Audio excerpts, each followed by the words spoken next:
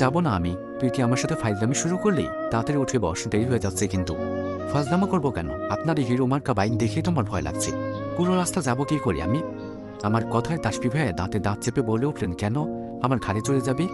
অবাক হয়ে গেলাম তাসফি ভাইয়ের কথায়। আমার ঘাড়ে চড়ে যাবো মানে? আমাকে ফাইজলামির কথা বলে এখন কি শুরু করছো মিনি আমার সাথে? উনি তো নিজেই আমার সাথে ফাইজলামি শুরু করলেন। আজকাল এই মানবকে বোঝা বড় দায়। অস্বস্তি, ভয় ও লজ্জা নিয়ে সারা রাত দু চোখের পাতা এক করতে পারিনি। সকালের দিকে ঘুমটা গভীরভাবেই লেগেছিল, কিন্তু আমার এই শান্তির ঘুমটা কিছুতেই সহ্য হয়নি একজনের। শান্তির ঘুমটা ভঙ্গ করে বিছানা থেকে এক প্রকার টেনে তোলা হয়েছে আমাকে। আর এই যথাসাধ্য কাজটা করেছেন তাসফি নামক বজ্জাত লোকটা। আবারও ঘুমিয়ে পড়তে চাইলে বজ্জাত লোকটা ধমকের সুরে টিকে থাকতে পারিনি বিছানায়। একেবারে রেডি হয়ে নিচে আসতে ফুপিও তাড়া দিল তাড়াতাড়ি খাবার জন্য। আজকে আমার ভার্সিটিতে প্রথম দিন। ক্লাসের প্রথম দিন না হলেও প্রথম দিন বললে ভুল হবে না। আজকেই প্রথম পা রাখবো সেই স্বপ্নের ভার্সিটিতে। তাসফি ভাইয়ের সাথে যেতে হবে ভর্তি হওয়ার জন্য। উনি নাস্তা শেষ করে আমাকে তাড়া দিয়ে চলে আসেন বাইরে। আজ প্রথম ভার্সিটিতে যাব বলে আমি অনেক এক্সাইটেড। তাই ওনার কথা প্রত্যুত্তরে কিচ্ছু না বলে কোনোরকম খাবারটা শেষ করলাম। ফুপি আসতে খাবার কথা বললেও কানে নিলাম না। তাড়াতাড়ি করে প্রয়োজনীয় কাগজগুলো নিয়ে বেরিয়ে আসলাম। মেইন গেট পেরিয়ে বাইরে আসতেই মুখটা চুপসে গেল। ওনার হিরো মার্কা এই বাইকটা দেখি। আগেও বহুবার ওনার সাথে বাইকে উঠলেও এমন বাইকে ওঠা হয়নি। এমন বাইকগুলো দেখতেই কেমন যেন ভয় লাগে আমার। পেছনে ধরার তো কোনো জায়গাই নেই, আর বসার জায়গা অল্প একটু, তাও আবার অনেক উঁচুতে। ওটাতে করে গেলে আমাকে হয়তো আর খুঁজেও পাওয়া যাবে না। একদম ইন্নালিল্লাহ। এভাবে আমাকে দাঁড়িয়ে থাকতে দেখে বাইকে উঠতে বলেন তাসফি ভাইয়া, আর আমিও সাথে সাথে যাব না বলে বারণ করে দিই। এবার আমার ঘাড়ে চড়ে উদ্ধার কর আমায়। আমাকে কি আপনার জিনফুত বলে মনে হচ্ছে যে আপনার ঘাড়ে চড়ব? অবশ্য সারাদিন যে পরিমাণ অত্যাচার করেন তা শোধ নেওয়ার জন্য হলেও উঠতে পারি একটু। শেষের কথাটা আস্তে করেই বললাম, তবে উনি শুনে ফেললেন আমার কথাটা। বললেন, তোর মতো শাকচুন্নি এটা ছাড়া কি করতে পারবে বল? আমি কিছু বলার জন্য মুখটা খুলতেই উনি আবারও বললেন, তোর এই ঘিরুবিহীন মস্তিষ্কের প্রতি চাপ না দিয়ে তাড়াতাড়ি উঠে পড়, তা না হলে কিন্তু ভার্সিটির চেহারাও দেখতে পারবি না বলে দিলাম। প্রত্যুত্তরে কিচ্ছু বললাম না আর। মনে ভয় নিয়ে এগিয়ে গেলাম বাইকের কাছে। উঠে বসতে বসতে তাসফি ভাইকে আস্তে আস্তে বললাম, না মানে পেছনে ধরার মতো কিছু নেই তো, যদি পড়ে যাই? আমার কথা শুনে মাথা ঘুরে পেছনে তাকালেন তাসফি ভাইয়া। ওনার সে বিখ্যাত হাসিটা দিলেন, শান্ত গলায় বললেন, হাতটা সামনে এনে শক্ত করে ধরে রাখ আমায়। ভয় পাস না, আমি আছি তো, কখনই পড়ে যেতে দেবো না তোকে। জানি না ওনার কথায় কি হলো আমার। কেঁপে উঠলাম কিছুটা, নাম না জানা সেই শিহরণ বয়ে গেল মনে। সামান্য এটুকু কথাতে এক আকাশ পরিমাণ ভরসা পেল আমার মন। মনে হলো চোখ বন্ধ করে বিশ্বাস করা যায় এই মানবকে। কিছু না বলেই ওনার কাঁধে হাত দিয়ে উঠে বসলাম বাইকে। এক হাতে ফাইলটা শক্ত করে ধরলাম, অপর হাতে ওনার কাঁধ থেকে সরিয়ে নিয়ে সামনে নিয়ে ওনার পিঠ ও বুকের মাঝ বরাবর কাঁপা কাঁপা অবস্থায় আমার হাতটা রাখলাম। সাথে সাথে বুকের টিপ টিপ শব্দটা বেড়ে যেতে লাগলো। আমার অবস্থা বুঝতে পেরে হাসলেন হয়তো উনি। এতদিনেও বাইকে বসা শিখতে পারলি না, এভাবে থাকলে 6 মাসের জন্য বিছানা বরাদ্দ হবে তোর জন্য। তাই এভাবে ধরে বসা শিখে নে তাড়াতাড়ি বলেই একটানে আমার হাতটা একটু উপরে উঠিয়ে উনার বুকের সাথে চেপে ধরলেন। পুরো শরীর সহ কেঁপে উঠলাম আমি। বুকের টিপ টিপ শব্দটা দ্বিগুণ থেকে দ্বিগুণ হয়ে গেল মুহূর্তেই। কয়েক মিনিট পর আমার হাতটা ছেড়ে দিয়ে বাইক স্টার্ট করলেন। আমাকে উদ্দেশ্য করে বললেন, শক্ত করে ধর আমাকে। বলেই আর দেরি করলেন না, উনি টেনে নিয়ে যেতে লাগলেন বাইকটা। হঠাৎ চালু হওয়ায় চোখ দুটো খিচে বন্ধ করে শক্ত করে ওনার গায়ে শার্ট ধরলাম। তাসফি ভাই আপন গতিতে বাইক চালাচ্ছেন।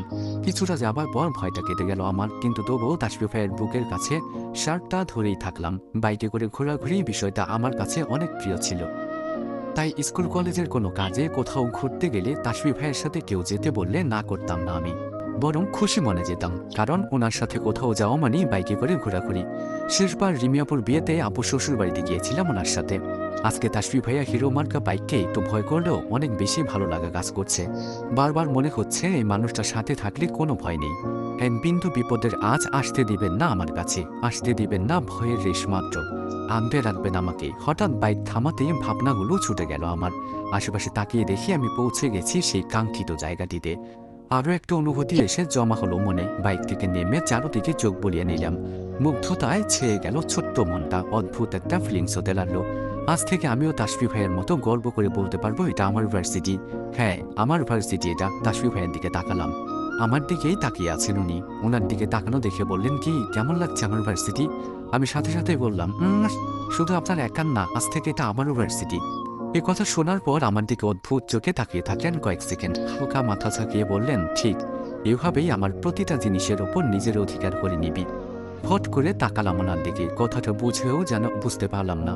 আমার দিকে তাকিয়ে অদ্ভুত একটা হাসি দিলেন তাসফি ভাইয়া। আমি কিছু বলতে চাইলে উনি আমার হাতটা শক্ত করে ধরলেন।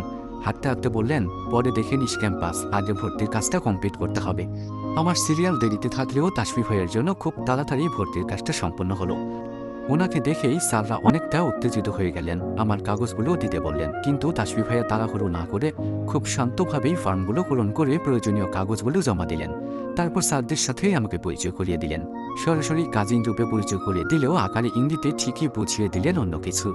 আর সেটা যে আমাকে ওনার বউ বলে পরিচয় দিলেন আমার বুঝতে বাকি রইল না। হঠাৎ মাথাটা নামিয়ে নিলাম। একরাশ লজ্জা এসে ভিড় জমলো আমার কাছে। স্যারদের সামনে কথাটাকে না বললেই না।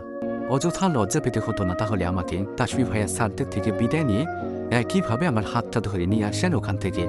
বাকি কাজগুলো সারতে সারতে আরও কিছুটা সময় চলে গেল। দুপুর গড়িয়ে গেল প্রায়। বাইকে বসে আমাকে বসতে বললেন, ভালোভাবে ধরে বসার কথাটা বলতে ভুললেন না। সোজা এসে বাইকটা থামালেন একটা রেস্টুরেন্টের সামনে।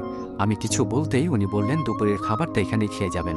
আমিও আর না করলাম না। ভেতরে গিয়ে বসতেই উনি মেনু অনুযায়ী অর্ডার করলেন। যথারীতি খাবারটা আসতেই দুজনে খেতে শুরু করলাম। খাবার প্রায় শেষের পর্যায়ে হঠাৎ তাসফি ভাইয়া আমাকে ডেকে বললেন, রূপু। চমকে উঠে তাকালাম ওনার দিকে। এই পর্যন্ত দ্বিতীয়বার ওনার মুখে এই ডাকটা শুনলাম আমি। আজকেও তাসফি ভাইয়ার কণ্ঠে রূপু নামটা শুনে অদ্ভুত এক অনুভূতিতে ঘিরে ধরল আমাকে। কিছু বলতেও পারলাম না মুখ ফুটে। মুখ ভর্তি খাবার নিয়ে শুধু অবাক হয়ে তাকিয়েছে ওনার দিকে। রূপু। আমার সাড়া না পেয়ে আবার একইভাবে ডেকে উঠলেন উনি। উত্তরের জন্য তাকিয়ে আছেন আমার দিকে।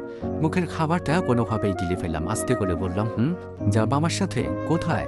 ঠোঁট কামড়ে হাসলেন তাসফি ভাইয়া। আমার দিকে গভীর চোখে তাকিয়ে বললেন, তুমি বললে আজ হারিয়ে যেতে চাই দূর অজানায়, ভালোবাসতে বাধ্য করতে চাই, আটকে রাখতে চাই কারোর প্রেমের বাঁধনে। স্বচ্ছ নীল আকাশে শুভ্র মেঘের ঢেউ তুলোর মতো ভেসে যাচ্ছে। বাতাসের বেগে উড়ে যাচ্ছে আকাশের এক প্রান্ত থেকে অন্য প্রান্তে। গাছের সবুজ রঙের পাতার সাথে ডালপালাও বাতাসের বেগে প্রায় আধা ঝড় তুলে চলেছে। সেই সাথে উড়ে চলেছে আমাদের গায়ের জামাটা, টেনে নিয়ে যেতে চাচ্ছে দূর অজানায়। স্নিগ্ধ বাতাসে হাত দুটো মেলে পাখির ন্যায় উড়ে যেতে ইচ্ছে করছে। মাথার হিজাবটা একটানে খুলে ফেলে চুলগুলোকে মুক্ত করতে ইচ্ছে হচ্ছে। ভেসে যেতে বাসনা যাচ্ছে শুভ্র মেঘের মতো ওই দূর আকাশে। রেস্টুরেন্টে তাসফি ভাই যখন হঠাৎ করে বলে উঠেছিল, তুমি বললে আজ হারিয়ে যেতে চাই দূর অজানায়, ভালোবাসতে বাধ্য করতে চাই, আটকে রাখতে চাই কারো প্রেমের বাঁধনে, কোনো কথা বলতে পারিনি আমি। পারিনি বললে ভুল হবে, বের হয়নি কোনো শব্দ আমার গলা ভেদ করে। কেন জানি হুট করে মাথাটা ঝাঁকিয়েছিলাম, সায় দিয়েছিলাম ওনার কথায়। না করতে পারিনি আমি। খাওয়া শেষ করে আমার হাত ধরে বেরিয়ে আসেন রেস্টুরেন্ট ছেড়ে। বাইরে উঠে শক্ত করে ধরে বসতে বলেন আমাকে। তারপরে পাড়ি জমায় নাম না জানাই গন্তব্যে। চারিদিকে তাকিয়ে দেখতেই তাসফি ভাইয়ের উপর নজর পড়ল। আমি যেমন মুগ্ধ নজরে চারপাশটা দেখে চলেছি, ঠিক সেভাবেই মুগ্ধ নজরে তাকিয়ে আছেন উনি আমার দিকে। বাইকের সাথে হেলান দিয়ে দেখে চলেছেন আমাকে।